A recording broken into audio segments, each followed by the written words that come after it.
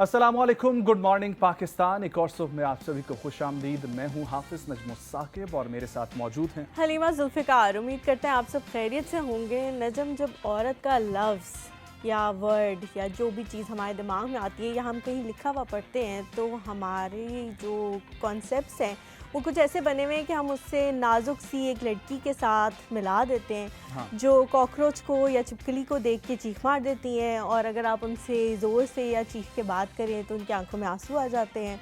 और ये जो हमारे कॉन्सेप्ट्स हैं इसको हमारे कल्चर ने और ज़्यादा गहरा कर दिया है। अच्छा, ऐसी बात है।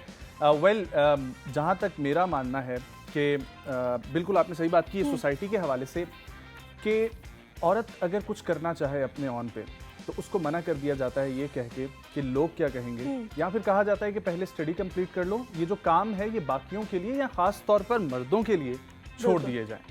लेकिन अब वक्त तब्दील हो रहा है। बिल्कुल जी, वक्त तब्दील हो रहा है और हमारी बातें जो हैं वो चलती रहेंगी, क्योंकि ये एक ऐसा टॉपिक है जिस पे मैं और नजम बहुत ज़्यादा बोल सकते हैं। लेकिन हमारे ख्याल से चलते हैं हमारे गेस्ट की तरफ। और गेस्ट का तारुफ कराने से पहले मैं आप लोगों को ये बताती चलूँ कि पहले जब हम देखते थे कोई इंस्पिरेशन के लिए किसी ख़वातीन को ढूंढने की कोशिश करते थे तो हमें नहीं मिलती थी इंटरनेट पे भी। इसलिए ऐसा नहीं था कि पाकिस्तान में ये मौजूद नहीं थी, बल्कि ये था कि उनको वो इंस्पिरेशन और जो चीज़ जो डेजिग्नेशन उन्हें चाहिए था वो हम शायद नहीं दे सके। हाँ। लेकिन अब जो है लैंडस्केप चेंज हो गया है, और अब अगर हम इंटरनेट पे जाएं और पाकिस्तानी ख़वातीन को सर्च करें तो हमें एक से बढ़ के एक मिसाल मिलती है। बिल्कुल, एक से बढ़कर एक मिसाल मिलती है। और आज दो मिसाल हमारे साथ इस सेट पर मौजूद हैं। हम लोगों ने जिक्र किया जिस तरीके से पहले स्टडी का, और साथ ही जिक्र किया हम लोगों ने कि वो अपनी अपनी फील्ड में जो है वो महारत रखती हैं। तो एक शख्सियत तो ऐसी हैं जिनका मैं तारुफ आपसे करवाने लगा हूँ। एडवेंचर स्पोर्ट्स का जब नाम आता है तो पाकिस्तान में उनका नाम वो कहते हैं ना पॉपअप प्रो के सामने आ जाए, और फिर एक उनके साथ उनके नाम के साथ एक डेजिग्नेशन तो पक्की अटैच हो चुकी है। आप सिर्फ जाएं पाकिस्तान और आगे वो जो लफ्ज़ है वो है साइकिलिस्ट। वो आप लिखें और आगे नाम आ जाएगा। हमारे साथ मौजूद हैं बहुत ही प्यारी पाकिस्तान का फेस समर खान। अस्सलाम वालेकुम। कैसी हैं आप? मैं ठीक हूँ। Good morning. Thank you. Welcome to the show. Thank you. अच्छा जी, उनके साथ नजम हमारी एक और बहुत ही खूबसूरत सी गेस्ट मौजूद हैं जिनको मेरे ख्याल से जिन भी लोगों को पाकिस्तान में विमेन फुटबॉल का शौक़ है वो उनको जानते होंगे। लेकिन अनफॉर्चुनेटली कुछ पढ़ाई की वजह से, कुछ चीज़ों की वजह से काफ़ी टूर्नामेंट से वो मिस कर जाती हैं, रह जाती हैं पीछे, लेकिन फिर भी इतनी मेहनती हैं कि हम सब ने उनको कहीं ना कहीं देखा हुआ है। तो आप लोगों का ज़्यादा वक्त नहीं लूँगी, चलते हैं ईमान फयाज की तरफ। वालेकुम सलाम। कैसी है ईमान? मैं ठीक। थैंक यू सो मच यहाँ आने के लिए। You're welcome. Good morning. आज हमने ना वुमेन एम्पावरमेंट के ऊपर बात करनी है और आज हमने ये कल्चर तोड़ना है। आई एम श्योर आप लोग पहले भी इसका जिक्र करते आए होंगे, और जिस तरीके से पाकिस्तान तरक्की कर रहा है, हम लोग अंडर डेवलप नेशन से डेवलपिंग नेशन में जब से आए हैं तो ये नॉर्म्स और ये ट्रेडिशन भी टूटना शुरू हो गए हैं। लेकिन सबसे पहले हम ये आगे थोड़ा सा ये आगे के लिए रखेंगे चीज़ें। मुझे ये आप बताएं समर, और यही मेरा ईमान से भी सवाल होगा, सुबह का वक्त है, मॉर्निंग की रूटीन क्या होती है वैसे आप लोगों की? मेरी तो चेंज होती रहती है क्योंकि मेरे ट्रैवलिंग बहुत होती है। नॉर्थ के प्रोजेक्ट्स, नॉर्थ की ट्रेनिंग, पीक एक्सपेडिशंस। तो एक्सपेडिशंस के लिए तो हम रात को 12-1 बजे भी निकलते हैं।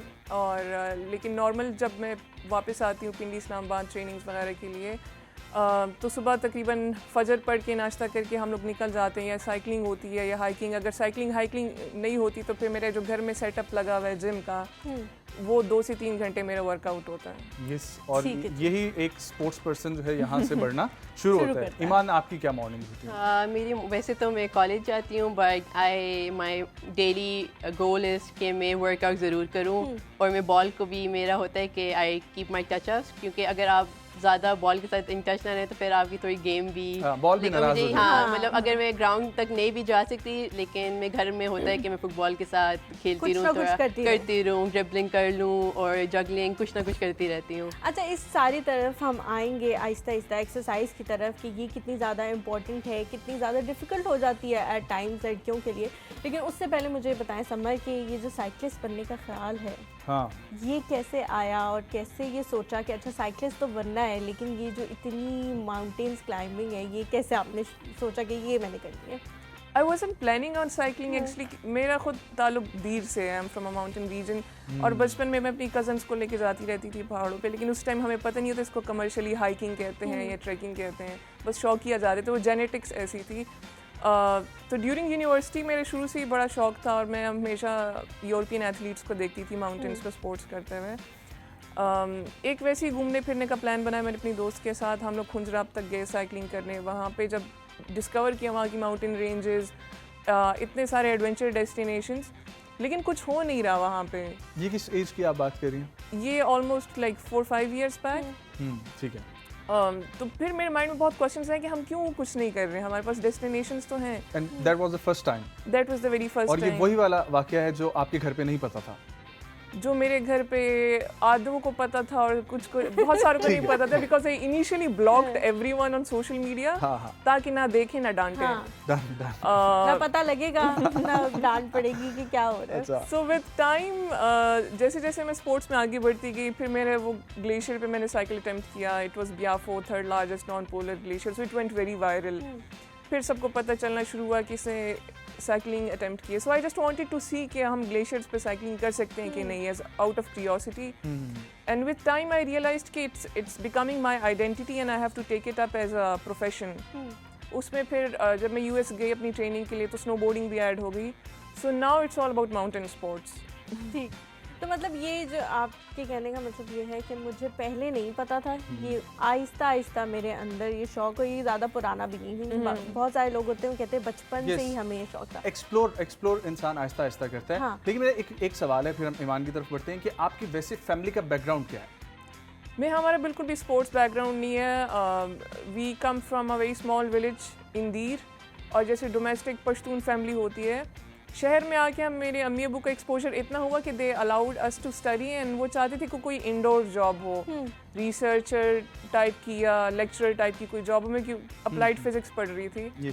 लेकिन मेरे शौक पहाड़ों वाले थे, और शुरू में फिर अम्मी ने यही कहा कि अच्छा अब तुम पहाड़ों पे जाओगी, अकेले सफ़र करोगी, पैंट शर्ट पहनोगी, किसी ने किडनैप कर लिया, एक्सीडेंट हो गया, गांव वालों को क्या कहेंगे। वही लोग बहुत दूर की सोच लेती हैं। और कॉल्स भी बहुत आई थी गांव से कि इसको घर बिठाओ, ये क्या कर रही है। लेकिन खैर विद टाइम, विद अवार्ड्स, अच्छा ईमान, मैं आपकी तरफ आऊँगी, मुझे ये बताएं कि आपको भी क्या कुछ ऐसा पहले ही पता लगा? क्योंकि हमने जो आपके बारे में पढ़ा वो ये था कि 12-13 ईयर्स की उम्र से ही आपको पता था कि आपने बनना है और ये करना है, तो उसी वक्त से वो जद्दोजहद जो है वो जारी हो गई थी। तो उस अपने सारे ट्रैवलिंग की जो एक्सपीरियंस है आपका, उसके बारे में बताएं। मेरा भी शुरू से नहीं था कि मैंने फुटबॉलर ही बनना है, लेकिन मैंने स्टार्ट किया था बास्केटबॉल से। I was in I think 5th grade, और मैं अपनी बास्केटबॉल की सीनियर टीम में होती थी। तो आई वाज वेरी एनर्जेटिक। सो हमारे कॉलेज में एक कोच आए एंड उन्होंने एक फुटबॉल की टीम बनाई, and he was like, you are very energetic, तो मैं चाहता हूँ कि तुम भी उसमें हो। अच्छा। And that's when I started playing. तो मतलब मैं रैंडमली उस टाइम पे इतना नहीं मुझे पता था फुटबॉल क्या है, because female football it's not that you know. मैं यही पूछना चाह रहा था कि किसी से इंस्पायर हुई थी पाकिस्तान में? बेसिकली ही उन्होंने मुझे देखा एंड उन्होंने मुझे बहुत मतलब ही सॉ कि आई हैव द पोटेंशियल, तो वो उन्होंने मुझे एक क्लब को कहा कि आप उधर जाके ट्रेनिंग स्टार्ट करें। तो उस टाइम पे I was not into football, तो मैं कहती थी, मैं उनसे अनॉय होती थी, मैं कहती थी मैंने नहीं जाना। तो वो मेरे पीछे इतना पड़े होते थे कि at one point I was like okay I will go, और मैं जाके देखूंगी कि कैसा है सारा। So then I went there, I joined the club, and I really liked that club. It was YRS, it was a really nice club. So I started playing, then I was I think 13 or 14, so we went to Lahore, और हमने under 16 nationals खेला था, and I got the best player.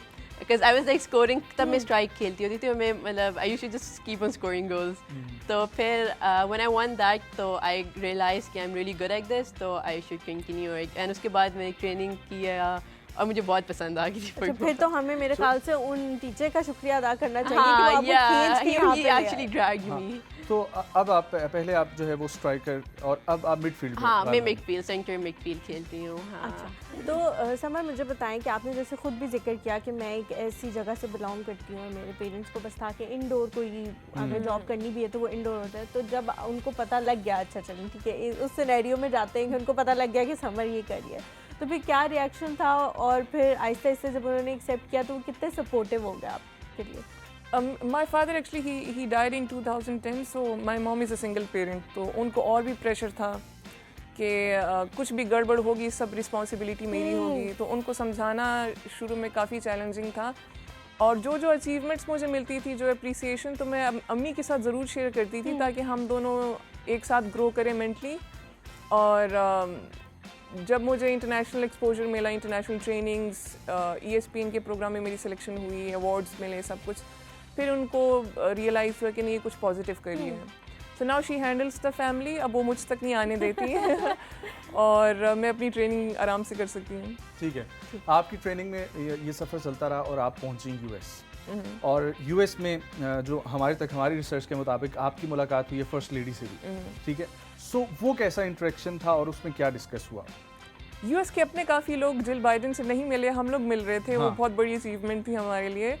Plus उनको ये बताना कि हम किस मुल्क से हैं, हम क्या क्या कर रहे हैं, और एक जो हमारा इमेज बना होता है ग्लोबल, वो बिल्कुल चेंज हो जाता है। Obviously. सो पाकिस्तान को जैसे दिखाया जाता है, जैसे उसके बारे में समझा जाता है। जब हमने कहा हम बहुत सारी ख़वातीन आ रही हैं स्पोर्ट्स में, मैं एडवेंचर स्पोर्ट्स में मैंने ये अचीव किया, so she was really amazed and she said कि वो पाकिस्तान विज़िट करना चाहेंगी ज़रूर। बहुत सारे लोगों को ये नहीं पता कि दुनिया की दूसरी बड़ी चोटी K2 हमारे पास है। बिल्कुल बिल्कुल। फिर मैं उन्हें बताती हूँ कराक्रम रीजन्स का, ग्लेशियर्स का, तो बहुत फैसिनेट होता है। हाँ, ये कितना मतलब एडवेंचर के लिहाज से या टूरिज़्म के लिहाज से हम लोग इस चीज़ में बहुत पीछे रह गए हैं कि हम लोगों को ये भी नहीं बता सके कि हमारे पास क्या क्या जगह मौजूद है। अच्छा समर, आपको टूरिज़्म का बहुत ज़्यादा शौक है, तो कोई ऐसी प्लेस जो आप बताना चाहें कि हाँ ये सबसे ज़्यादा मुझे पसंद है और सबको रिकमेंड करेंगी कि हाँ यहाँ जाए? एक्चुअली मेरा स्पोर्ट्स ही माउंटेन्स पे है और मेरी खुशकिस्मती है कि it takes me to very new places, mostly mountains. North जितना भी है मेरा, हमारे जो है खैबर पख्तूनख्वा जहाँ से मेरा ताल्लुक़ है, देन GB इंटायर नॉर्थ, उसमें बहुत सारी ऐसी जगह हैं जो अभी अनएक्सप्लोर्ड हैं, कमर्शियल नहीं हैं। It offers a lot of trekking and hiking opportunities, nature, a lot of camping, a lot of climbing, mountaineering. और इस साल तो मेरे ख्याल में कोई 1300-1400 इंटरनेशनल माउंटेनियर्स और क्लाइंबर्स पाकिस्तान में। बल्कि आप आज हमारे सेट पे दो पढ़ी लिखी खातून, ठीक है, ख़वातीन, दो पढ़ी लिखी ख़वातीन मौजूद हैं। उसके साथ साथ स्पोर्ट्स जो हैं, ठीक है, आपका उनसे भी ताल्लुक़ है। और प्लस मैं बताते चलूँ कि समर जो है वो टूरिज़्म की एम्बेसडर हैं पाकिस्तान की। और इसके साथ साथ जो हमारे साथ ईमान बैठी हैं, इनके बारे में पता चला कि ये भी एंटी ड्रग्स के ऊपर जो है वो उसकी एम्बेसडर है। सो वो कैसा था? और मैंने आपकी वो स्पीच भी सुनी, उसमें वाकई में इस वक्त नौजवान नस्ल को इसकी तरफ बहुत ज़रूरत है। ड्रग्स के ऊपर हाँ है बहुत कुछ थिंग्स। अब तो पीपल जो स्पोर्ट्स में ज़्यादातर नहीं है उनको अब ड्रग्स में बहुत कॉमन हो चुका है। तो अब मतलब इतना कॉमन हो गया कि for example in every college you go, आपको पता है कि हाँ यहाँ पे हो रहा है। तो इसलिए मैं बहुत when I have been playing sports, तो मैं बहुत इन चीज़ों से दूर रही हूँ शुरू से।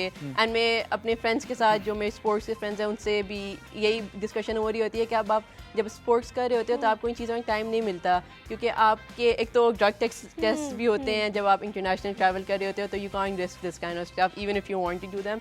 एंड सेकेंडली आप इतने बिजी होते हो, आपकी प्रॉपर रूटीन सेट हुई होती है, you are with healthy surrounding, कि आप लोगों को इन चीज़ों का टाइम नहीं मिलता, सोचने का भी टाइम नहीं मिलता। सो आई रियली इंकरेज कि जो स्पोर्ट्स है वो स्कूल्स में स्पेशली, क्योंकि अब स्कूल्स ही मेन टारगेटेड प्लेसेस हैं, उधर वापस आएंगे ब्रेक पे हम लोग ने जाना है। ये ज़रूर मैं आप दोनों से डिस्कस करना चाहूँगा, क्योंकि हमारे टाइम पे भी कुछ स्कूल्स हैं, इस्लामाबाद में हो गए या आपके चंद शहरों में, वहाँ पर ऐसे स्कूल्स मौजूद हैं जहाँ पर स्पोर्ट्स बचपन से आपको सिखाई जाती है। लेकिन ये बहुत ज़रूरी है।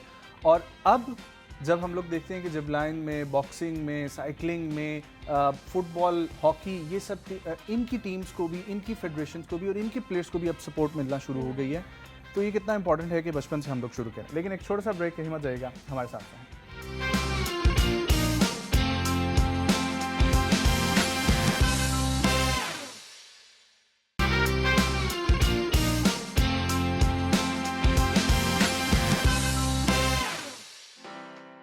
जी welcome back to the show. हम बात कर रहे थे इन दोनों से इनकी लाइफ के बारे में, जर्नी के हवाले से, लेकिन अब मेरे ख्याल से हम आ जाते हैं थोड़ा ट्रेनिंग पे। तो ट्रेनिंग जो है वो आप दोनों की हम लोगों ने देखी कि बहुत ज़्यादा ही टफ़ होती है, बहुत ज़्यादा डिफ़िकल्ट होती है। और हमारे जो व्यूअर्स हैं वो भी मेरे ख्याल से अभी देख रहे होंगे इनकी ट्रेनिंग के हवाले से। कुछ क्लिप्स हमारे साथ शेयर, कुछ क्लिप्स जो है वो हम उनको दिखाएंगे, लेकिन उसके बारे में बताएं कि ट्रेनिंग कैसे करते हैं और कितना टाइम देते हैं उसको, और इसमें जो रेगुलरिटी है वो कितनी ज़्यादा ज़रूरी है। मेरे ख्याल में 1 से 1.5 हफ्ते अगर आप एक्सरसाइज ना करें तो you start losing your endurance.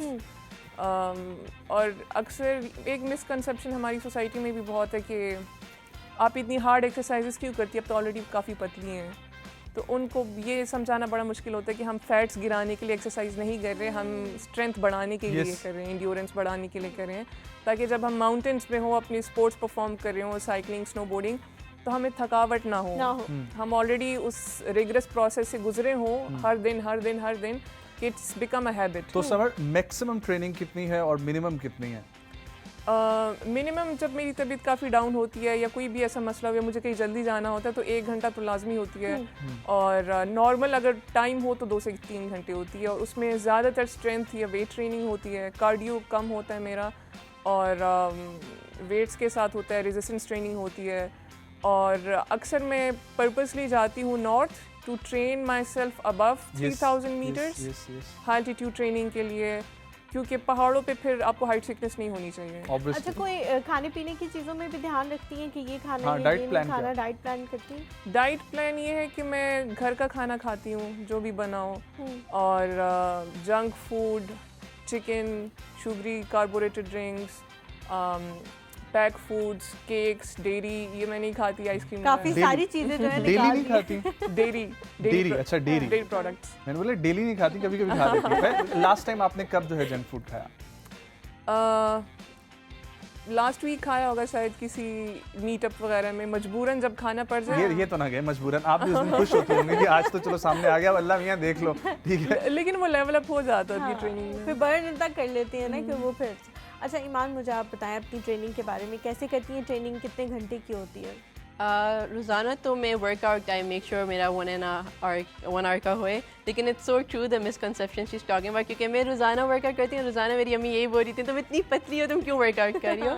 तो शी कैसे अंडरस्टैंड कि आप फिट रहने के लिए वर्कआउट करते हैं, ये नहीं कि आप पतले होने के लिए करें ये। तो it's really important, and I think every female, not just कि स्पोर्ट्स प्लेयर्स करें, हर फीमेल को करना चाहिए। They should maintain a healthy lifestyle, क्योंकि स्पेशली मैंने देखा है पाकिस्तान में फीमेल्स नहीं ख्याल रखती अपना। They the only time they work out या diet is when they want to lose excess amount of weight, और वो करती हैं फिर छोड़ देती हैं। लेकिन this is something they should be repetitive about, उनको करना चाहिए just to have a healthy life, not कि हमें अच्छे लगने के लिए, अंदर से भी अच्छे फील करने के लिए होना चाहिए। अच्छा, कंपटीशन तो आपने खुद जिक्र किया कि आप पहले अंडर 16 खेल रही थी, फिर अंडर 18, और अब नेशनल के लिए आप सेलेक्ट हो गई थी, लेकिन ड्यू टू स्टडीज़ आपको वो छोड़ना पड़ा।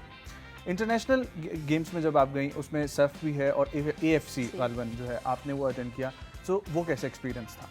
It was a very new experience actually, क्योंकि हम इधर जो हम फुटबॉल खेलते हैं ना, it's very different from when you play international. या हमें जब हम उधर गए हमें तब पता चला, क्योंकि इधर thing is where all at the almost the same level, and we don't realize कि what we are competing against. And हमारी जब इधर ट्रेनिंग हो रही थी तो मतलब we were like okay we are gonna do things like this, बहुत ईजी साउंड कर रहा था, but when we went there, when we played, and thing is कि पाकिस्तान में अभी भी थोड़ा टाइम लगेगा फुटबॉल को उस लेवल पे आने के जहाँ पे हम अच्छा परफॉर्म कर सकें, but that's gonna need a lot of training, because when we went there and we saw कि उनके जो प्लेयर्स हैं they basically train throughout the year.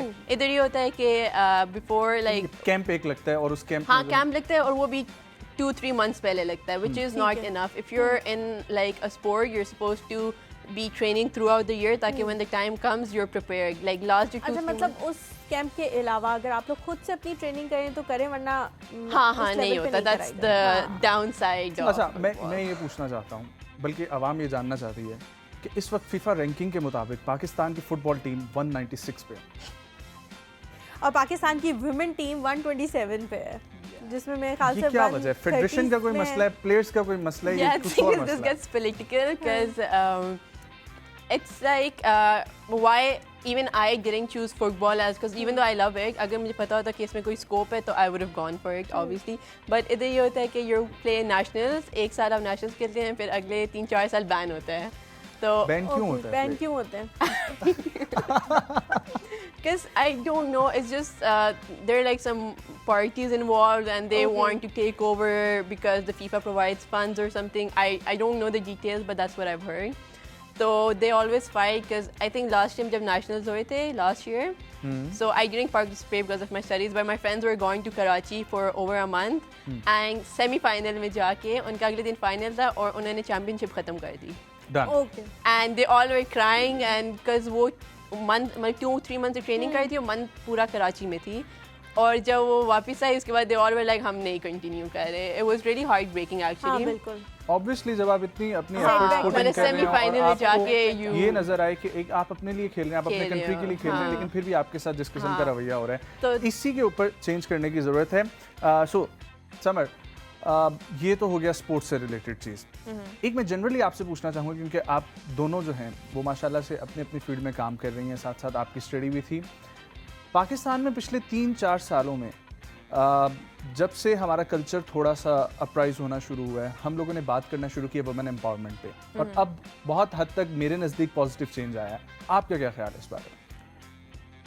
आपको वुमेन एम्पावरमेंट बोलने से ज़्यादा आई गेस प्रैक्टिकली करके दिखाना पड़ता है लोगों को बेहतर समझाने के लिए कि आप किस टाइप की एम्पावरमेंट की बात कर रहे हैं, क्योंकि हर ग्रुप की या हर जेंडर की अपनी डेफिनेशन होती है. कुछ लोग इसको नेगेटिव भी लेते हैं कि बेशक वो शायद कपड़ों की आज़ादी की बात कर रही हैं या हमें कल्चरल थ्रेट की उसमें आता है अंडर उस आज़ादी के. औरत मार्च को लेके बहुत मिसकंसेप्शन है. तो अल्हम्दुलिल्लाह हम जो एम्पावरमेंट दिखा रहे हैं एथलीट स्पोर्ट्स वुमेन, हम बहुत ज़्यादा पॉजिटिव तरीके से दिखा रहे हैं. स्पोर्ट्स ऐसी फील्ड है कि जिसमें नेगेटिविटी की गुंजाइश है ही नहीं. ये हर तबके को, हर जेंडर को बियॉन्ड बॉर्डर्स यूनाइट करती है. So through cycling, through adventure sports, on individual level, I tried my best कि मैं अपनी वैल्यूज़ को फॉलो करते हुए कि हमारी पश्तून कम्युनिटी को बेतराज़ात ना हो. बीइंग अ पाकिस्तानी, मैं जब भी बाहर जाती हूँ तो मैं हमेशा अपना ट्रेडिशनल कल्चरल ड्रेस पहनूंगी, अपना पश्तून फ्रॉक, ताकि मैं पता चले कि उस ग्लोबल कम्युनिटी में रूट्स कहाँ से. इवन आपकी वीडियोस में भी हमने काफ़ी देखा है कि आपके कल्चरल ड्रेसेस काफ़ी नज़र आते हैं, विच is a very good thing.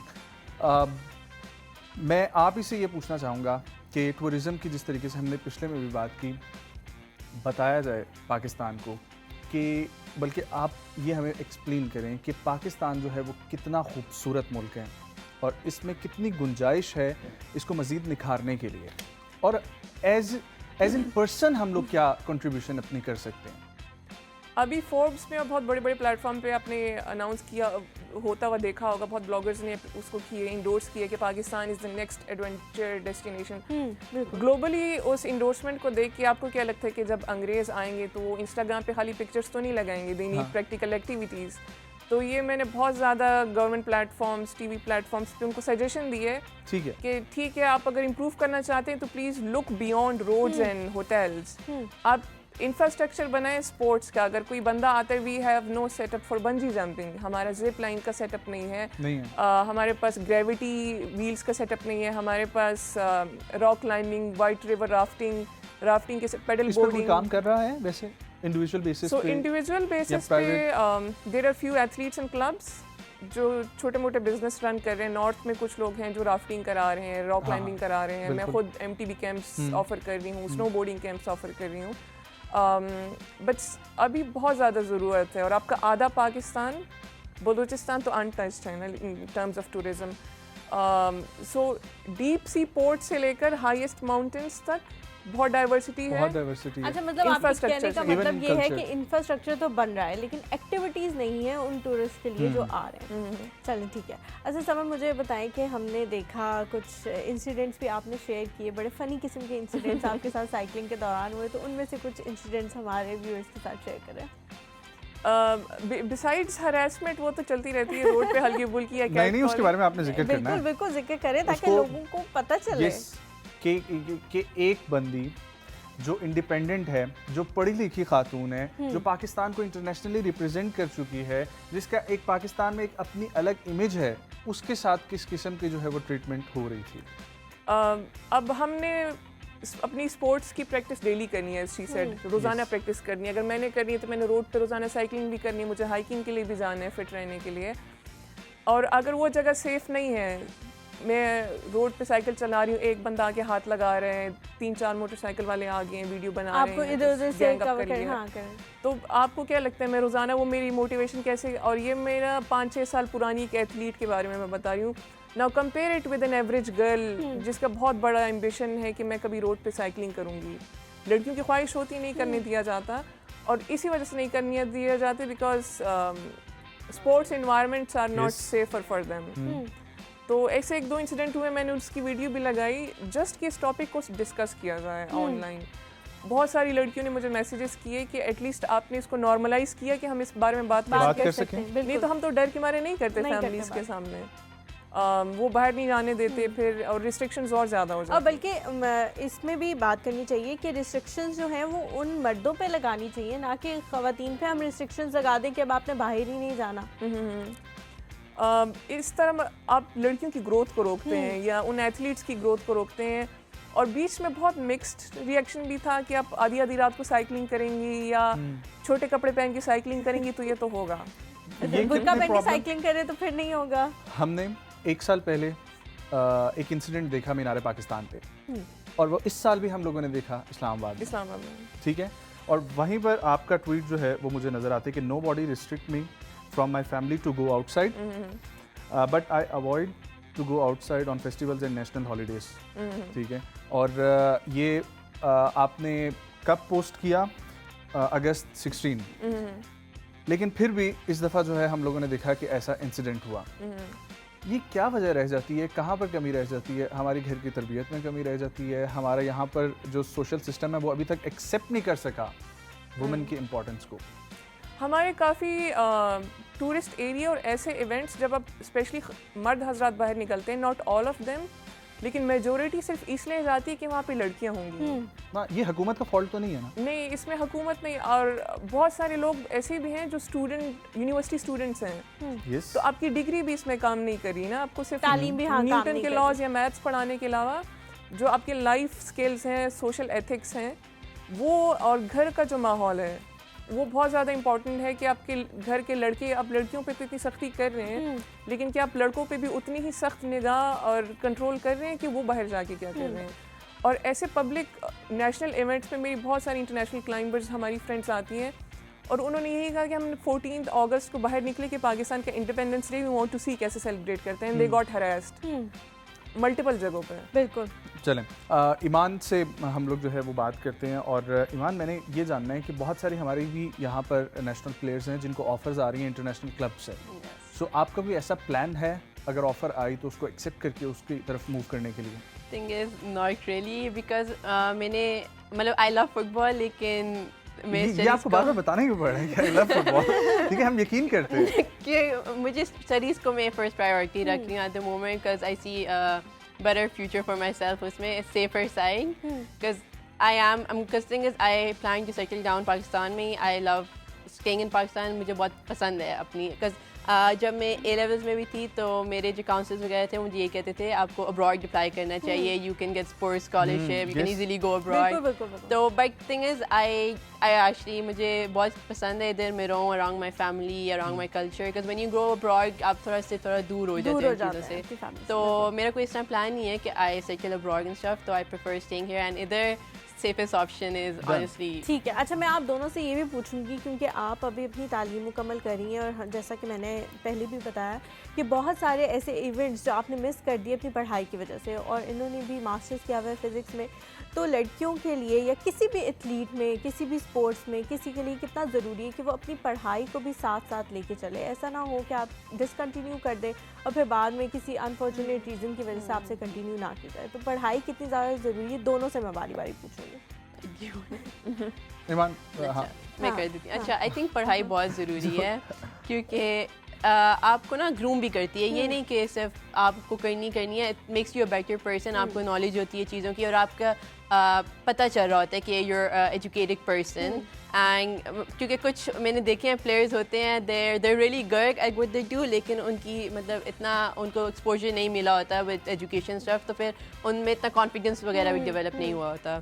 तो it's really important. And secondly I think in Pakistan you should be on the safe side, कभी पता नहीं होता हालात कैसे हो जाएं, कोई बैन लग जाए या फिर आपको निकाल दिया जाए। दूसरी वाली वजह जो है ना ये ज़्यादा सही लगे। हाँ, तो इसलिए आपको पढ़ाई करनी चाहिए। एंड आई डोंट थिंक कि इसमें कोई मुश्किल काम है कि आप दोनों चीज़ें एक साथ नहीं कर सकते। If you keep a balance you can do it.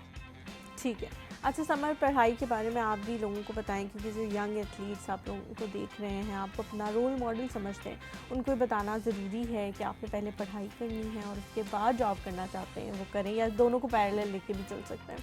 I believe दोनों को पैरेलल लेके जा सकते हैं, क्योंकि अगर आप बिल्कुल ही बुकवर्म बन जाएंगे तब भी आप ग्रो नहीं कर सकते। आप फिजिकली फिट नहीं है, वो कभी भी आपके मेंटल हेल्थ को कॉम्प्लीमेंट नहीं करेगा। सो आप खेल के टाइम पे वीकेंड्स पे खेलें, शाम में खेलें, दिन को अपनी पढ़ाई करें और दोनों को साथ लेके चलें। और एक बहुत इंपॉर्टेंट चीज़ कि हमें अगर टाइम पे करियर काउंसलिंग हो जाए तो बहुत बेहतरीन हो जाएगा। आपकी पढ़ाई ही आपके स्पोर्ट्स को कॉम्प्लीमेंट करेगी। I saw lot of international universities जो सिर्फ स्पोर्ट्स यूनिवर्सिटीज़ थी। ठीक है। और अगर अभी मैंने फिज़िक्स के बाद स्पोर्ट्स किया है तो दोनों बहुत डिफरेंट फील्ड। अगर मैं बचपन से पढ़ती ही स्पोर्ट्स और फिर करती भी स्पोर्ट्स तो दोनों चीज़ें बहुत कॉम्प्लीमेंट करती हैं एक दूसरे को। और दूसरा, sports makes you a leader on and off the field.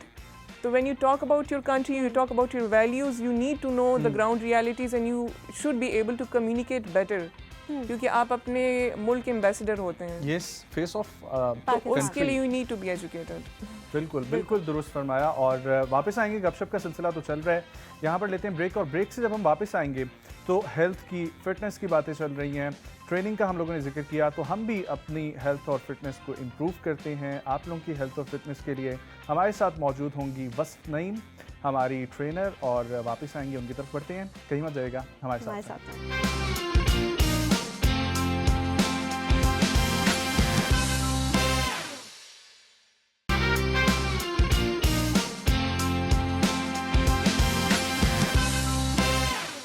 Thank you so much Najam and Halima. तो जी फ़िटनेस की बात हो रही है, और फिटनेस में वर्कआउट की जब हम बात करते हैं तो वर्कआउट में 3 इंपॉर्टेंट जुज़ हैं एक अच्छे वर्कआउट के लिए। पहला वार्म अप है, देन उसका मेन वर्कआउट होता है, और एंड में कूल डाउन स्टैटिक स्ट्रेचेस होते हैं। तो जब ये तीनों चीज़ें आप अपने वर्कआउट में अच्छे तरीके से परफॉर्म करते हैं तो इसे हम एक सक्सेसफुल वर्कआउट कहते हैं। तो जो पहला जुज़ है that is warm up. Normally मैं वो लोग देखती हूँ जो जिम में आते हैं या जिनको गाइडेंस नहीं होती, वो वार्म अप मोस्टली अपना स्किप कर देते हैं या फिर बहुत कम वार्म अप करते हैं कि उनकी बॉडी जो है प्रॉपर तरीके से वार्म अप हो नहीं पाती। तो वार्म अप के बहुत सारे फ़ायदे हैं। सबसे पहले ये आपका हार्ट रेट इंक्रीज़ करेंगे, आपकी बॉडी के टेम्परेचर को इंक्रीज़ करेंगे, it will makes you more flexible. आपके मेन वर्कआउट पे जाने के लिए बहुत अहम किरदार अदा करते हैं। अगर आपने अच्छा वार्म अप किया होगा तो आपका वर्कआउट बहुत अच्छा होता है, आपको इंजरीज़ का जो ख़तरा होता है वो बिल्कुल मिनिमाइज़ हो जाता है। तो वार्म अप आपने लाजमी करना है। और सबसे बड़ी बात है, जब आप वार्म अप करते हैं तो आपका हार्ट रेट इंक्रीज़ होता है और आपकी ब्लड सर्कुलेशन इंक्रीज़ होती है। ब्लड सर्कुलेशन इंक्रीज़ होती है तो ऑक्सीजन आपको मिलती है। तो थ्रू आउट जो आप वर्कआउट कर रहे होते हैं तो उसमें ऑक्सीजन का बहुत ज़्यादा अहम किरदार होता है, क्योंकि ऑक्सीजन के थ्रू ही आप सारा कुछ कर रहे हैं। तो अच्छी ऑक्सीजन मिलेगी जब आप अच्छा वार्म अप करेंगे। तो I have Fatima with me, और मैं आज आपको बताऊंगी कि वार्म अप की कौन सी कुछ एक्सरसाइजेज हैं जो आप करेंगे। 5 से 7 मिनट का आपका वार्म अप लास्ट करता है, और या 10 मिनट्स तक भी कर सकते हैं, अप टू यू। लेकिन अगर आप बिल्कुल बिगनर हैं और आपको कुछ नहीं पता, तो आज हम आपको बताएंगे कि आप कैसे घर में वार्म अप कर सकते हैं और कैसे एक अच्छा वार्म अप आप कर सकते हैं फॉर द मेन वर्कआउट। और तमाम एक्सरसाइजेज आप at the comfort of your home कर सकते हैं। तो फातिमा, सबसे पहले आज हम बताएंगे कि वार्म अप की पहली एक्सरसाइज जो है वी स्टार्ट विद द मार्च।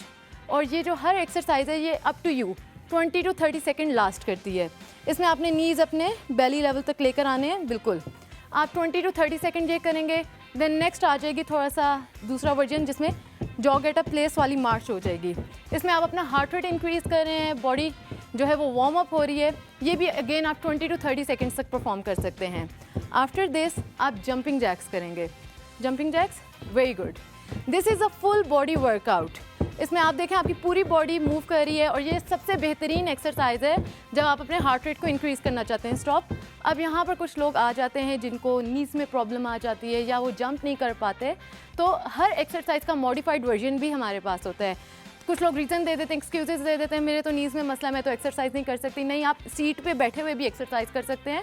तो बस आपको तरीका आना चाहिए। तो अगर आपको नीज़ में प्रॉब्लम है या कोई मसला, आप जंप नहीं कर सकते, तो मॉडिफाइड वर्जन, बिल्कुल ये जंपिंग जैक्स का मॉडिफाइड वर्जन है। Yet again you will see the whole body is working, पूरी बॉडी मूव कर रही है। Very nice. Okay, next exercise is high knees.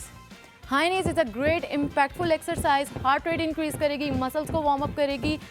Very nice. Okay, again अगर इसमें भी आपको प्रॉब्लम है तो आपका इसका मॉडिफाइड वर्जन है। Very good. ओके, यहाँ पर मैं एक और बहुत इंपॉर्टेंट बात करूँगी ब्रीदिंग की। नॉर्मली लोगों को लगता है कि जब वो नॉर्मली लोगों को लगता है कि जब वो एक्सरसाइज कर रहे होते हैं वो बहुत स्ट्रेसफुल हो जाते हैं, उन्हें पता नहीं होता एक्सरसाइज का। जब नए नए स्टार्ट करते हैं, मोस्टली उन लोगों के लिए जो नए स्टार्ट करते हैं, वो ब्रीदिंग रोक लेते हैं, बिल्कुल सांस रोक के एक्सरसाइज करते हैं, जो कि एक कम्प्लीटली रॉन्ग डूइंग है। इसको कभी भी नहीं करना, क्योंकि एक्सरसाइज एक बहुत बड़ी एक्टिविटी आपकी बॉडी पर परफॉर्म हो रही है और उस वक्त आपको ब्रीदिंग लेनी बहुत ज़रूरी है। इनहेल एक्सेल, अगर आपको तरीका नहीं पता कि इनहेल कब करना है एक्सेल कब करना है, हम उस पर भी बात ज़रूर करेंगे। लेकिन ये है, अगर नहीं पता बट मेक श्योर आप ब्रीथ कर रहे हैं, लगातार ब्रीथ कर रहे हैं। इनहेल एक्सेल आपने लाजमी करना है, बिल्कुल भी सांस नहीं छोड़ना, क्योंकि ऑक्सीजन के थ्रू ही आपके पास सारा काम है और आप अगर सांस रोकेंगे तो ऑक्सीजन ख़त्म हो जाएगी। तो डोंट डू दिस। और रिलैक्स रह के अपने मेंटली आपने अपने आप को रिलैक्स रखना है। ओके, ये हमारे हो गया ऑलमोस्ट वार्म अप का फर्स्ट पार्ट, जिसमें आप अपना हार्ट रेट को इंक्रीज़ करते हैं। वार्म अप का सेकंड पार्ट होता है डायनामिक स्ट्रेचेस। नॉर्मली लोग उसको भी नहीं समझ पाते और उसको मिक्स कर देते हैं कि वो क्या होती हैं, या मिस कर देते हैं। Dynamic stretches with name dynamic के, उसमें लगातार आपका मसल जो होता है वो मूवमेंट में होता है। एक स्टैटिक स्ट्रेचेस होती हैं, एक डायनामिक स्ट्रेचेस होती हैं। डायनामिक स्ट्रेचेस में आपका मसल लगातार मूवमेंट में होता है, और ये जब आप परफॉर्म करते हैं वर्कआउट से पहले, मेन वर्कआउट से पहले, तो ये आपके मसल्स को फ्लेक्सिबल कर देती हैं।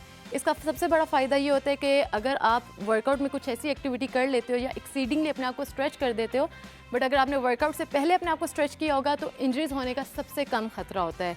तो इंजरीज से बचने के लिए dynamic stretches are really important. इसमें लगातार मसल मूवमेंट में होगा। ओके, सबसे पहले हम शोल्डर्स की करेंगे ये एंटी क्लॉकवाइज।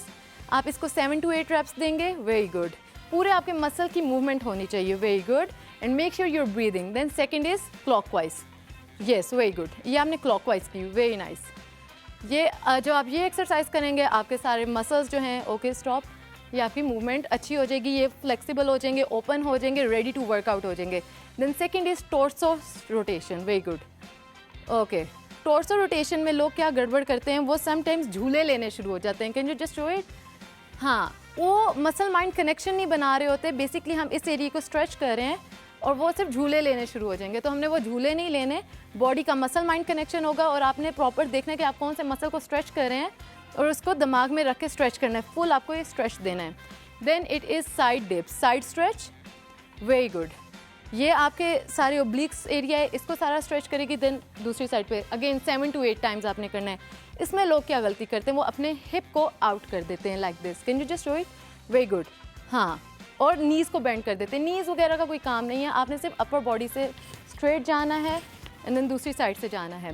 ये आपके ओब्लिक्स को स्ट्रेच करेगा। देन फोर्थ वन इज़ आपने टांगे खोल के अपनी टांगों की स्ट्रेचिंग करनी है, आपकी हैमस्ट्रिंग्स की। Can you do it? Yes, down. Again इसमें लोग क्या गलती करते हैं, अगर उनकी स्ट्रेचिंग अच्छी नहीं है तो वो नी को बेंड कर लेते हैं लाइक दिस। नी को बेंड करके जाते हैं। अगर आपकी स्ट्रेचिंग अच्छी नहीं है, कोई मसला नहीं है, आप जितना इजीली जा सकते हैं उतना जाएं, बट मेक श्योर आपका नी लॉक्ड रहे और वो स्ट्रेट रहे, वो बेंड ना हो। Very good. ये आपके हैमस्ट्रिंग्स की सारी स्ट्रेच करेगा, हिप्स एब्डक्टर्स की स्ट्रेचिंग करेगा। It will make you ready to work out.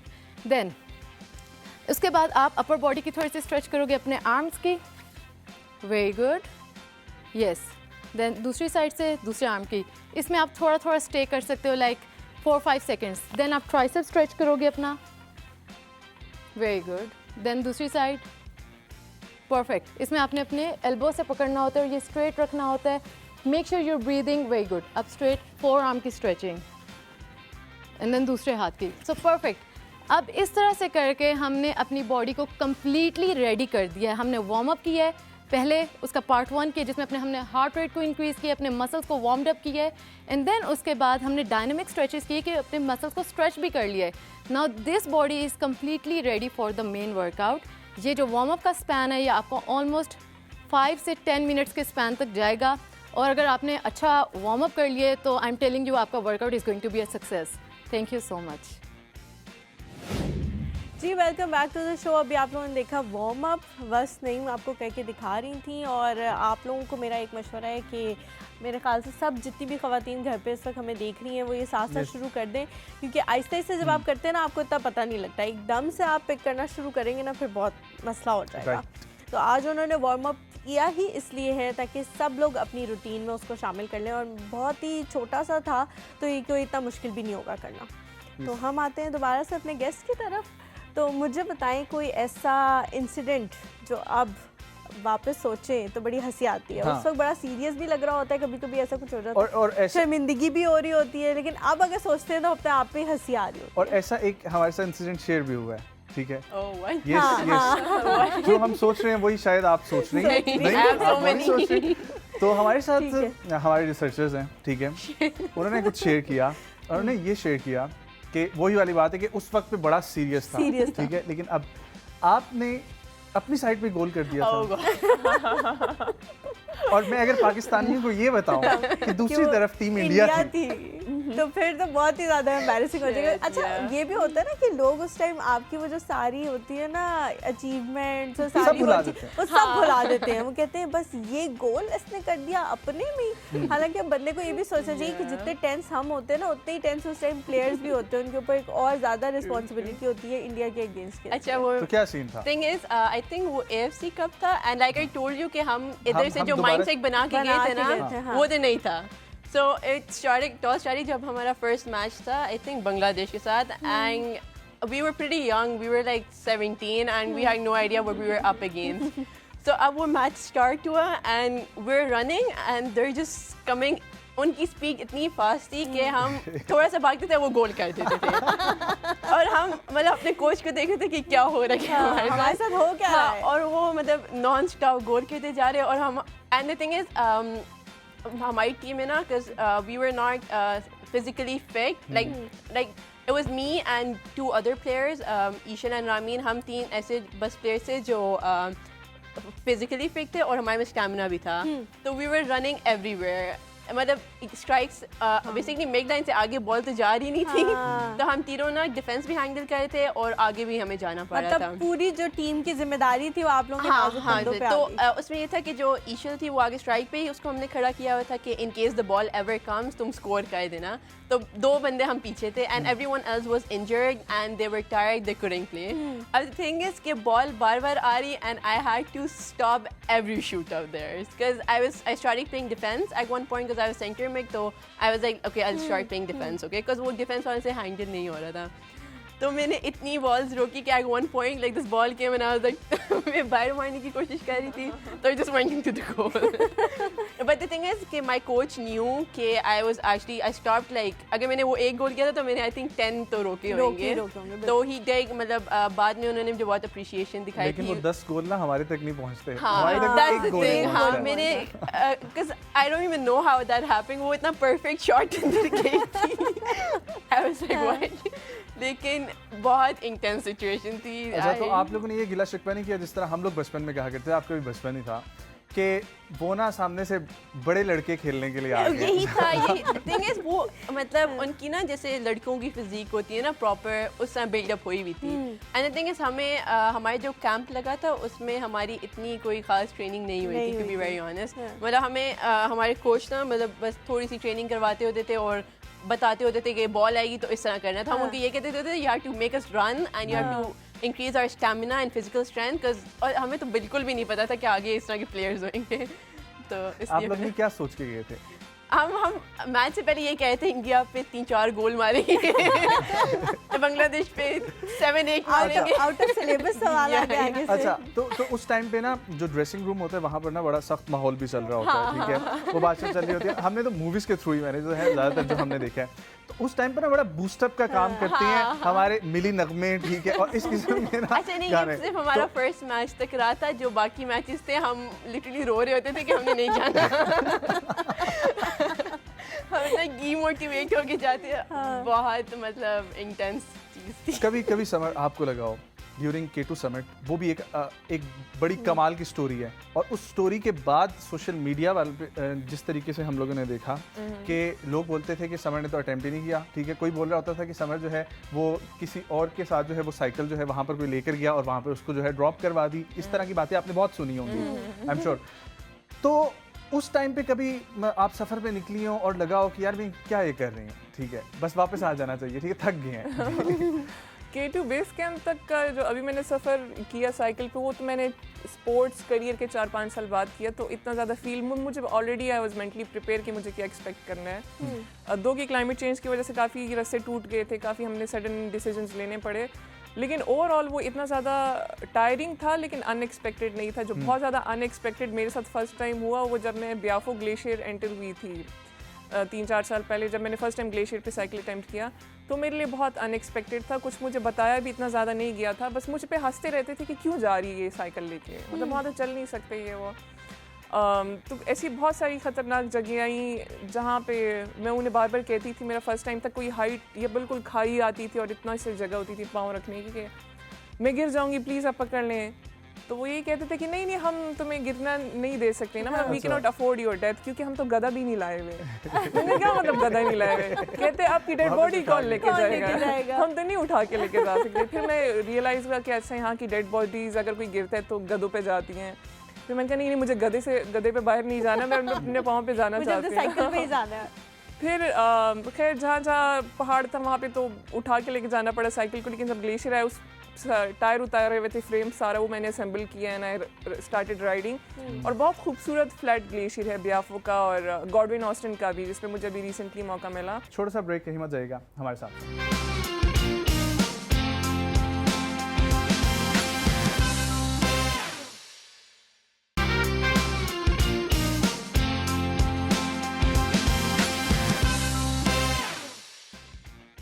Ji welcome back to the show. सबसे ज़्यादा आपके लिए जो है ना वो चैलेंजिंग और सबसे ज़्यादा कमाल का जो एक्सपीरियंस हो, जहाँ पर आप कहें कि यार दिस इज़ अमेजिंग, वो ब्याफो का था या ये अफ्रीका's हाईएस्ट पीक जो है माउंट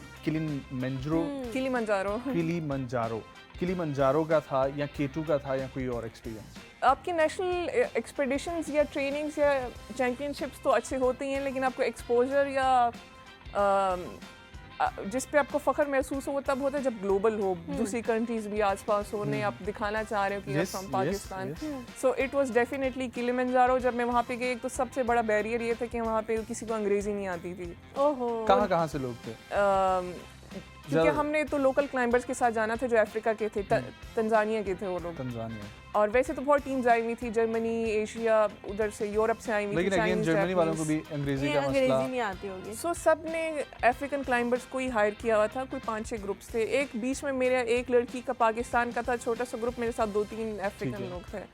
तो उनको ये समझाना है कि मुझे क्या खाना है नहीं खाना, वो नर्सरी वाली इंग्लिश में no this no that yes no उस तरह करके समझाना, बिल्कुल कम लेवल पे। और दूसरा वहाँ पे बहुत ज़्यादा डाइवर्स ट्रैक है, आप बिल्कुल जंगल में एंटर होते हैं, यहाँ से बंदर भाग रहे हैं, वहाँ से हिरन भाग रहे हैं, ओपन सब कुछ मिक्स, वाइल्ड लाइफ सब ओपन है।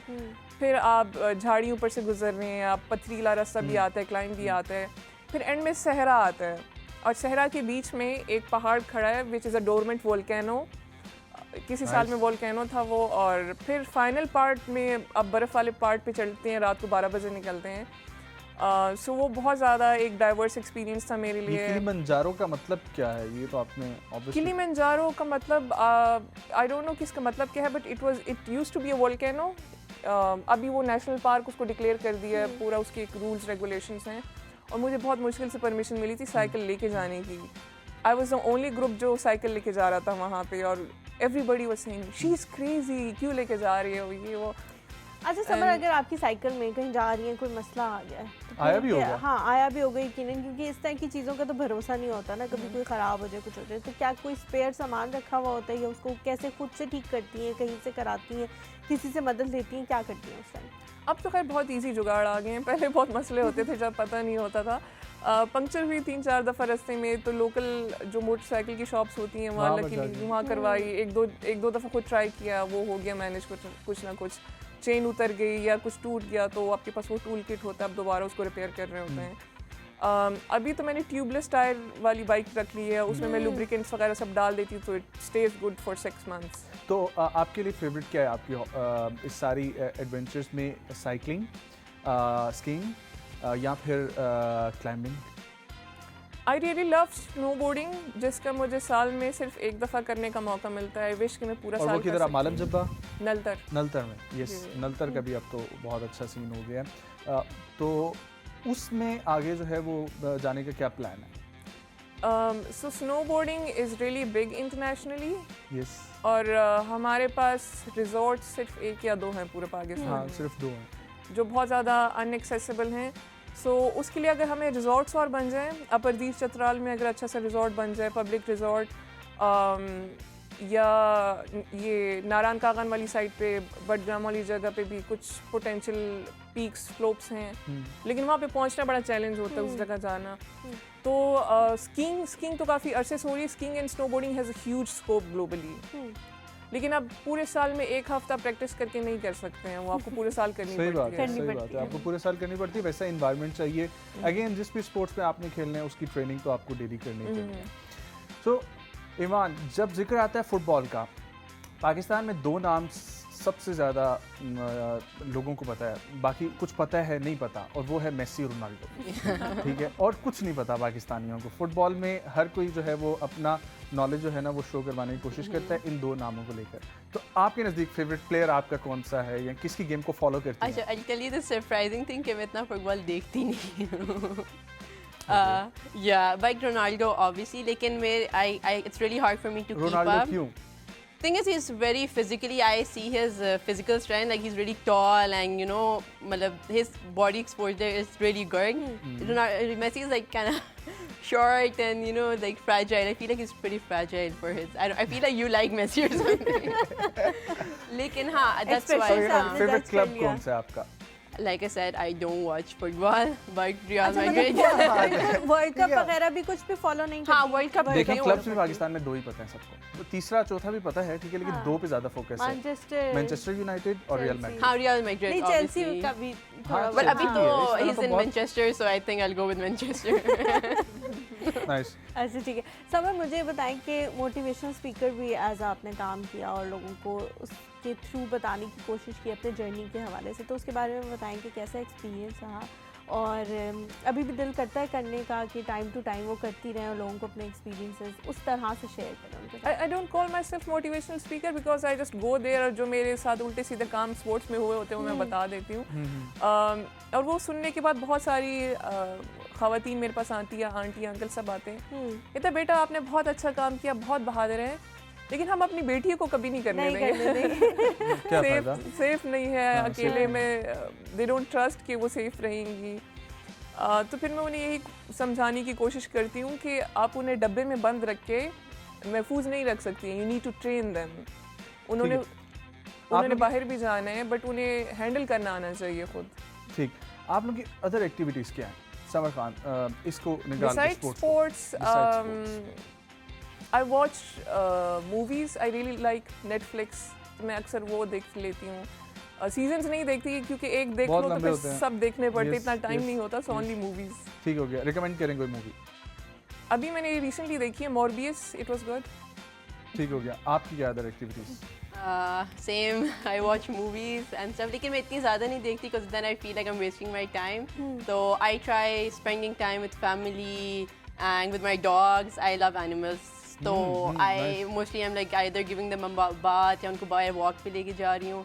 तो लेकिन इतना ज़्यादा टाइम मैं मूवीज़ पे नहीं स्पेंड करती because once you get on the bag and आप देखने लग जाते हो, फिर आपका दिल ही नहीं करता उठने का, फिर आप बस couch potatoes, हाँ, having food, watching movies, तो I avoid that. और उसमें आप काफ़ी मंचिंग वगैरह हाँ कर लेते हो, exactly. So इतना मैं नहीं करती, तो I try staying out of the bag, doing different things like with my animals. अच्छा, मुझे बिल्कुल, हमारे पास कुछ एंड मिनट्स रह गए। मैं जो ख़वातीन अभी घर पे बैठी हुई हमें देख रही हैं और कुछ करना चाहती हैं ज़िंदगी में, उनके लिए जो सबसे बड़ा ड्रॉबैक होता है, अगर वो सब उनको अच्छी चीज़ें मिल जाए, फैमिली भी सपोर्टिव हो जाए, वो भी मान जाए, सब कुछ हो जाए, तो फिर ये होता है कि जब वो कोई काम करती हैं और आगे से बैकलैश आ जाता है तो लोग बड़े डिसहार्ट हो जाते हैं कमेंट्स पढ़ के कि अल्लाह हमारे बारे में ये लिखा हुआ है या हमारी फैमिली के बारे में ये लिखा हुआ है।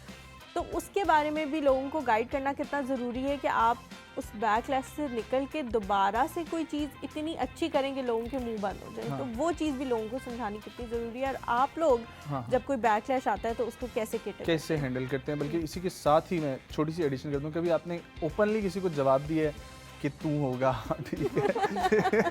दिल तो अंदर से करना होगा। तो बताएं। मुझे हालांकि मेरे मेंटोर्स या जो सीनियर उन्होंने गाइड बहुत किए, रिप्लाई नहीं करना, रिस्पॉन्ड नहीं करना, लेकिन एक टाइम आता भी इंसान है, यू हैव फीलिंग्स, तो कभी कभी आई एक्सप्लोड। और मेरे कभी बहुत सारा ऐसे हुआ रिसेंट ये K2 वाले एक्सपीडिशन के बाद कि मैंने कुछ लोगों को रिस्पॉन्ड किया और बहुत हार्शली किया उन्हीं के लैंग्वेज में, बाद में मुझे, लेकिन I don't take pride in it, क्योंकि हमें उन लोगों के लेवल पे नहीं जाना चाहिए, हमारी अपनी एक जर्नी है। लेकिन it's a part of journey. तो अगर जो ख़वातीन ये लड़कियां आना चाहती हैं, इन शॉर्ट वर्ड्स में उन्हें यही कहूँगी कि आपको बहुत ज़्यादा ढीठ होना पड़ेगा। अगर आप कुछ करना चाहते हैं तो उस चीज़ का हिस्सा ही है, रेजिस्टेंस उसका हिस्सा है और वो आपको ट्रेन करती है to become stronger. So you can not have an easy journey and you get success. आपको ये फेस करना है सब।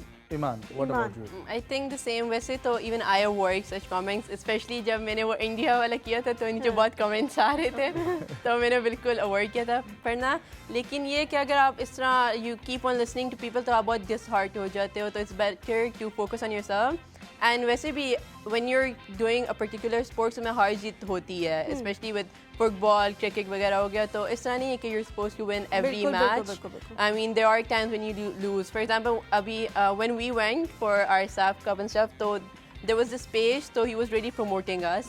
and जब तक हम उधर गए तो उसके बाद when we went there and when we lost after that, he was like he was messaging me कि why did you guys lose and all, and I was like, you know, and he was someone from the federation। so I was surprised because उनको पता होता है कि हमारा इतनी training भी नहीं थी and it was really hard for us। तो it's really like you shouldn't do that to the players because वो अपना बेस्ट देते हैं। obviously आप इतना ट्रेन कर रहे हो तो आप ये तो नहीं चाहोगे कि आप हार जाओ कोई।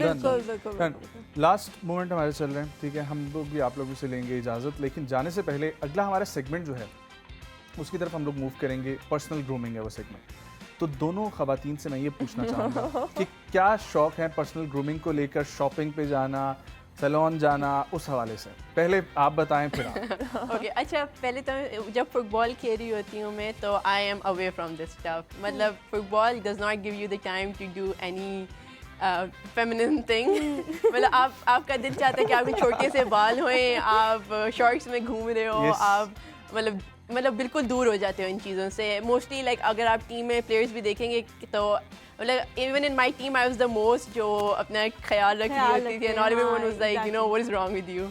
तो other than that I am really into self care and stuff. अब हो गई, पहले नहीं होती थी। आई डॉक्टर्स होते हैं। हाँ, अब जाके because obviously I have to keep my self like in a good shape. तो आई रियली लाइक शॉपिंग। ठीक है जी समझ। मैं अब खाली अपना सनस्क्रीन को लेके बहुत कॉन्शियस होती हूँ, या वो एक स्कार्फ होता है कपड़े का जिससे मुझे मुंह छुपाना होता है। क्योंकि शुरू में जब मैं पहाड़ों से मुंह जला के आती थी किसी भी कॉन्फ्रेंस या टीवी शो पे, तो बस यही कहते थे मुंह कहाँ से काला करवा के आ गए हो। तब मैं पूरा वो कवर लाजमी रखती हूँ और कुछ करूँ ना तुम्हें। जी अभी हम चलते हैं ब्रेक पे, और ब्रेक के बाद जब हम वापस आएंगे तो हमारे साथ होंगी मनाहिल अवान, जो हमें बताएंगी कि अपना ख्याल कैसे रखना है। और ख़वातीन के लिए तो ये बहुत ज़्यादा ज़रूरी भी है, क्योंकि हमारा एनवायरनमेंट अब ऐसा हो गया कि हमें अपनी स्किन का, अपने बालों का ख्याल बहुत ज़्यादा रखना पड़ता है। तो मेरे ख्याल से हम चलते हैं ब्रेक के बाद मनाहिल की तरफ।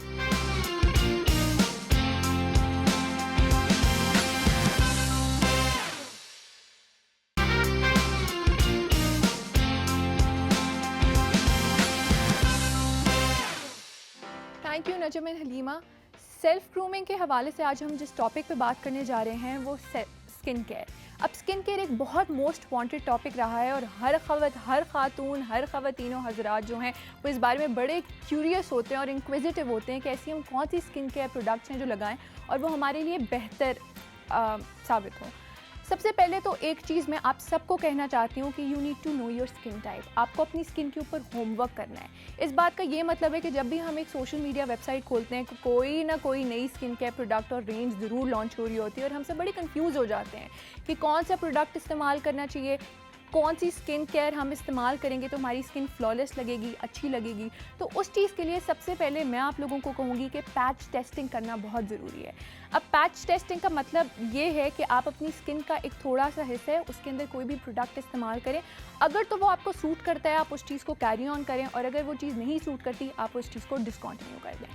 सेकेंड चीज़ ये है कि हमारे हाथों पे तो ऑलरेडी आजकल फ़ोन हैं ही हैं, तो गूगल का इस्तेमाल करना बहुत ज़रूरी है हम लोगों के लिए। हम सोशल मीडिया वेबसाइट्स इस्तेमाल करते हैं, स्क्रॉल करते हैं, उससे बेहतर ये है कि हम उन चीज़ों के इंग्रेडिएंट्स को खोलें, चेक करें कि वो कौन सी स्किन टाइप के लिए है, आपकी क्या स्किन टाइप है, क्या ये आपके ऊपर सूट करेगा, कि ये आपकी स्किन के लिए बेनिफिशियल है कि नहीं। सेकेंड बात जो बहुत इंपॉर्टेंट जिसके बारे में बात करने जा रही हूँ वो ये है कि हर लड़की जब भी मुझे मैसेज करती है या वो मुझसे पूछती है कि मैं अपनी स्किन के लिए क्या इस्तेमाल करूँ, क्या सीरम अच्छा लगेगा, क्या चीज़ नहीं अच्छी लगेगी, तो एक जो स्किन केयर रिजीम है जो मैं सबको रिकमेंड करूँगी वो CTM है। CTM का मतलब होता है क्लिनजिंग, टोनिंग और मॉइस्चराइजिंग। क्लिनजिंग का मतलब है जब भी आप रात को सोएं तो सबसे पहले हमेशा एक बात याद रखिएगा, मेकअप को रिमूव किए बगैर मत सोइएगा। हम अक्सर ये करते हैं कि मेकअप को रिमूव किए बगैर सो जाते हैं और हमारी स्किन ख़राब होने लग जाती है। शायद उस टाइम पे तो वो ख़राब नहीं हुई लेकिन उसके जो आफ्टर इफेक्ट्स होते हैं वो बिल्कुल ठीक नहीं होते। उस चीज़ के लिए आपने क्या करना है, सबसे पहले तो अपने चेहरे को धोना है, फिर कोई अच्छा सा क्लेंजर जो भी आपकी स्किन टाइप के अकॉर्डिंगली है, चाहे आपकी ऑयली स्किन है, ड्राई स्किन है, कॉम्बिनेशन है, एक्नी प्रोन स्किन है, उस चीज़ के अकॉर्डिंगली आपने वो स्किन केयर क्लेंजर इस्तेमाल करना है। अच्छे से आपने अपने चेहरे को उससे यूज़ करना है और उससे रिमूव करना है। फिर आपने यूज़ करना है टोनर। अब टोनर का रीज़न ये होता है कि एक तो वो आपके पोर श्रिंकिंग में बहुत ज़्यादा फ़ायदेमंद होता है और मुफीद होता है, और उसका जो सेकंड बहुत इम्पॉर्टेंट जो एडवांटेज होता है वो ये होता है कि आपके एक्सेसिव ऑयल्स को रिमूव करता है। जो आपके ऑयल्स होते हैं, जो एक्सेसिव ऑयलीनेस आपके चेहरे पे आ जाती है, आपको स्किन को स्मूथ करता है। आखिर चीज़ आती है मॉइस्चराइजिंग। अब उसके भी दो कैटेगरीज होते हैं, एक आपका नॉर्मल मॉइस्चराइज़र होता है, एक आपका जेल बेस्ड मॉइस्चराइज़र होता है। अब ये चीज़ आप लोगों ने अपनी होमवर्क करनी है कि कौन सा मॉइस्चराइज़र कौन सी स्किन के लिए अच्छा है, आपकी कौन सी स्किन टाइप है। स्पेशली जो लोग ऑयली स्किन वाले होते हैं, एक्नी स्किन वाले होते हैं, वो समझते हैं कि उनको मॉइस्चराइज़र की ज़रूरत नहीं है। हालांकि ये बहुत गलत और बड़ी मिथ है। आपकी कोई भी स्किन टाइप हो, चाहे वो ऑयली हो, ड्राई हो, कॉम्बिनेशन हो, एक्नी प्रोन हो, कुछ भी हो, moisturising is very important and beneficial for your skin. उस चीज़ के लिए आपने ये चेक करना है कि अगर आपकी बहुत स्किन ऑयली है, आप कोई भी मॉइस्चराइज़र लगाते हैं एकदम से मज़ीद ऑयल आ जाता है, दाने बन जाते हैं, एक्नी हो जाती है, तो उस चीज़ के लिए आप एक जेल बेस्ड मॉइस्चराइज़र यूज़ करें। वो शायद थोड़े से एक्सपेंसिव होंगे नॉर्मल मॉइस्चराइज़र से, लेकिन they are worth their price. और बहुत इंपॉर्टेंट चीज़ ये आ जाती है कि लोग जब भी मेकअप रिमूव करने जा रहे होते हैं तो वो अक्सर डिफरेंट किस्म की क्रीम्स इस्तेमाल करते हैं, माइसेलर वाटर यूज़ करते हैं। तो अगर मैं अपने ओपिनियन के बारे में बात करूँ तो माइसेलर वाटर के बेसिकली लॉन्ग टर्म जो इफेक्ट्स होते हैं that is really not good. आपकी लॉन्ग टर्म में आपकी स्किन में एंटी एजिंग जल्दी हो जाती है, ड्राइनेस होना जल्दी हो जाती है। तो उसके लिए बेहतर यही है कि आप नॉर्मल ऑयल यूज़ करें। अगर आपके घर में कोकोनट ऑयल तो बहुत आसानी से दस्तयाब भी होता है, अगर आपके घर में नहीं भी है तो आपको कहीं से भी मिल जाएगा। तो कोकोनट वाटर उस चीज़ के लिए, कोकोनट बेसिकली ऑयल उस चीज़ के लिए बहुत ज़्यादा बेनिफिशियल है, आप वो लगाएं, उससे मेकअप रिमूव करें, बहुत अच्छी चीज़ है। सेकेंडली ये आ जाती है कि हम अपनी स्किन केयर में जो बड़े सीरम्स आ रहे हैं, हम कभी विटामिन ई देखते हो, सी देखते हो, एसिड्स आते हैं, ये आते हैं, तो हमें किस एज पे वो चीज़ स्टार्ट करनी चाहिए। एक बात हमेशा ये याद रखिएगा कि अल्लाह मियाँ ने इंसान की बेसिकली बॉडी इस तरह बनाया है और बॉडी स्ट्रक्चर ऐसे बनाया है कि जब आप यंग होते हो तो वो चीज़ नेचुरली हील करती है, चाहे वो स्किन हो, ज़ख़म हो, कुछ भी हो। तो I would never suggest you guys कि आप लोग जब भी कोई चीज़ इस्तेमाल करें तो वो बड़ी यंग एज से इस्तेमाल करना शुरू कर दें। मैंने बहुत सी लड़कियाँ देखी हैं टीन्स में स्टार्ट करना शुरू कर देते हैं, अर्ली 20s में डिफरेंट एसिड्स और सीरम्स इस्तेमाल करने लग जाते हैं, विच इज़ मुझे लगता है कि वो चीज़ नहीं है। अपनी स्किन को बेसिकली नेचुरली हील करने दें, नेचुरली उसको ब्रीथ करने दें। और हाँ, 25 के बाद जब आप अपनी एंटी एजिंग पे जा रहे होते हो तो बेहतर है कि आप अपनी स्किन केयर को इतनी इंटेंस ना रखें, लेकिन वो इस्तेमाल करें जो आपके लिए सूट करेगा। आई होप ये टिप्स आपके लिए बेनिफिशियल होंगे एंड कल हम न्यू टॉपिक के साथ बात करेंगे। Thank you. तो आप लोगों ने मनाहिल का ये देखा सेगमेंट, लेकिन उसके साथ साथ हलीमा की मुझे एक बात जो है वो जहन में रह गई, जो इन्होंने ब्रेक पे जाने से पहले बोली थी कि आप लोगों ने कैसे अपना ख्याल रखना है, वो मनाहिल अब आपको बताएंगी। बचपन में आपकी अम्माएँ आपको बताया करती थी और अब जो है ये काम मनाहिल बताया करेंगी। तो समर, आपने स्किन केयर का जिक्र किया और आज हमने भी पर्सनल ग्रूमिंग में स्किन केयर का ही जिक्र किया। तो स्किन केयर के हवाले से कोई ख़ास आप कह रही थी कि एक स्कार्फ जो है वो आप लेकर जाती हैं, लेकिन इसके अलावा क्या करती हैं? क्योंकि आप तो जाती भी ऐसी जगहों पे है ना जहाँ पे वेदर जो है बहुत एक्सट्रीम होता है और आपकी जो स्किन है वो कुछ देर आप वहाँ रहे तो वो स्पॉट्स वगैरह पड़ जाते हैं, तो उसके लिए कोई ख़ास चीज़ अगर करती हूँ। मेरी तो जल जाती है, फिर ऊपर वाली स्किन ब्लैक होकर उतरना शुरू हो जाती है। तो उसको रिकवर करने के लिए मैं अक्सर एलोवेरा यूज़ करती हूँ। घर में एक पौधा मैंने लगाया हुआ, उसका जेल बस लगाती हूँ कुछ दिन, तो और कुछ नहीं, बस ये पानी ज़्यादा पीती हूँ, एक नेचुरल वे है। ठीक है, आप क्या जो है स्किन केयर रूटीन मैं तो when I am playing football मैं एक डिफरेंट पर्सन बन जाती हूँ, इतना टैन हो जाता है। But thing is when you are playing football फिर आपको फर्क नहीं पड़ता। ठीक है, एट वन पॉइंट तो मैं लगाती भी नहीं हूँ। उससे रिकवर में तो टाइम मतलब I wait till the tan gets recover, लेकिन अब मैं क्योंकि मेरी बहुत डैमेज हो गई थी फुटबॉल की वजह से, so I make sure I get my facials done. अच्छा, फेशियल्स करा? हाँ, I think they are really effective. Hydra facial except बहुत आपकी स्किन को अच्छा रखता है। Done. अच्छा, और घर में कोई ऐसी चीज़ जो घर में ही कर लेती हूँ क्या? अच्छा, टाइम नहीं है, जल्दी से कर लिया क्योंकि घर में नहीं, I think you just moisturize your skin and sun block लगाना and that's about. Final question, और फिर हम लेंगे आप लोगों से इजाज़त। पहले समर, आपसे बहुत सारे लोगों से आप मिली हैं, नेशनली इंटरनेशनली, कामयाब लोगों में क्या राज होता है?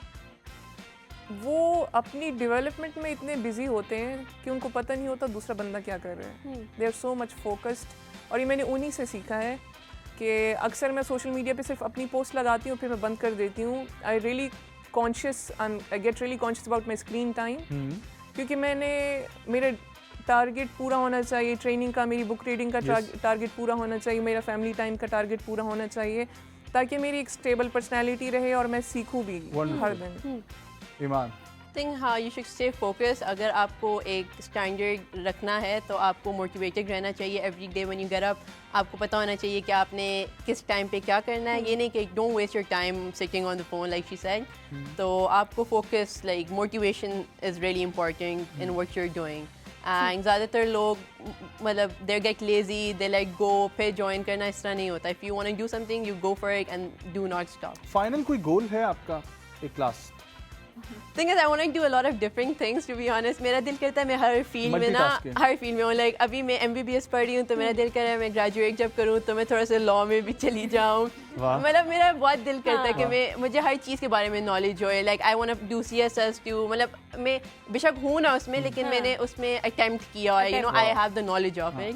Barrister doctor Iman Fayaz. हाँ, तो my family is always like making fun of me. They like तुम सब कुछ बन जाओगी like in 20 way, and I am like yeah I will prove it to you guys. इंशाल्लाह। आपका क्या गोल है, फ्यूचर गोल? फ्यूचर गोल ये है कि मैं स्नोबोर्डिंग में कुछ इंटरनेशनल इवेंट में चैम्पियनशिप लूँ या पाकिस्तान को रिप्रेजेंट करूँ, और इधर मेक और break some record in adventure sports. इंशाल्लाह। Thank you so much ladies, बहुत अच्छा लगा, और हम उम्मीद करते हैं कि इसका सेकंड पार्ट भी हम लोग ज़रूर करेंगे। Thank you so much. Thank you. आप लोगों ने देखा कि दो ख़वातीन अपनी अपनी फील्ड में अपनी पढ़ाई के साथ भी, और समर की मुझे ये बात बहुत अच्छी लगी कि जिस किस्म की स्टेबल पर्सनालिटी होनी चाहिए कि सिर्फ आपने अगर बाहर बहुत लोगों से, मैंने चूँकि ये हलीमा सुना है कि पागल होना पड़ता है, लेकिन उसके लिए आप अपनी फैमिली को अवॉइड नहीं कर सकते। फैमिली को ज़रूर टाइम दें, अपने आसपास के लोगों का बहुत ख्याल रखें। एक और सुबह की पूरी टीम को, मुझे हलीमा को दीजिए इजाज़त। मुलाकात होगी कल। अल्लाह ने कहा।